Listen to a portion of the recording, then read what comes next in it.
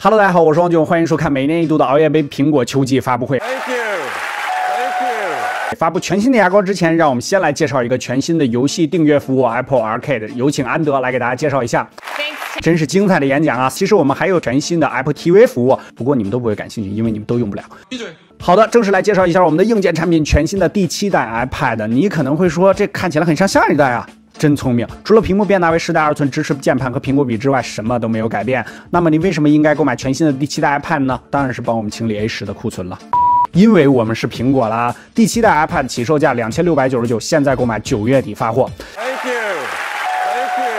当然，科技以换壳为本，虽然 iPad 没有换壳，但是 Apple Watch 我们换壳了，并且我们还为它增加了指南针等安卓手表早就有的功能。为了续航，我们还更新了一堆传感器和控制器，所以续航变得更牛逼了吗？不，和上一代一模一样，还是18个小时。不过我们增加了显示器动态刷新功能，从60赫兹低到1赫兹，从而让你的手表可以屏幕常亮，并且节约能耗，这是之前的苹果表全都没有的功能。那么屏幕常亮有什么作用呢？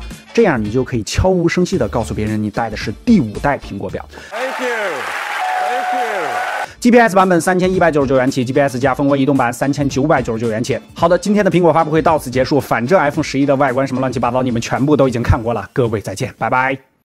No， 当然是开玩笑的啦。很多人说我们的苹果保密信息变得越来越差了，当然是我们自己透露的信息啦。再丑的样子，看几个月肯定也都顺眼了，对吧？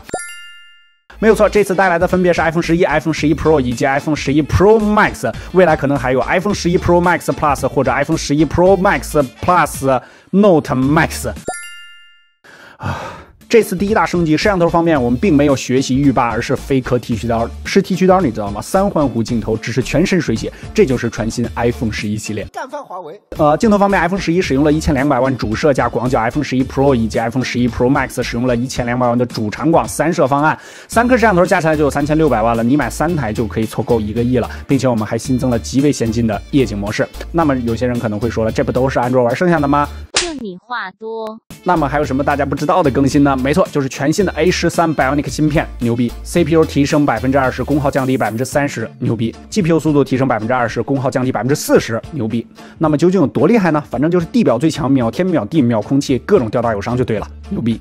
苹果作为领先世界的科技企业，肩负的责任自然就是改变世界。所以这一次我们标配了18瓦 PD 充电器，18瓦你知道吗？18瓦，也就是1.5炉，1.8炉。不过 iPhone 11才卖5000多块钱，那肯定不敷衍了。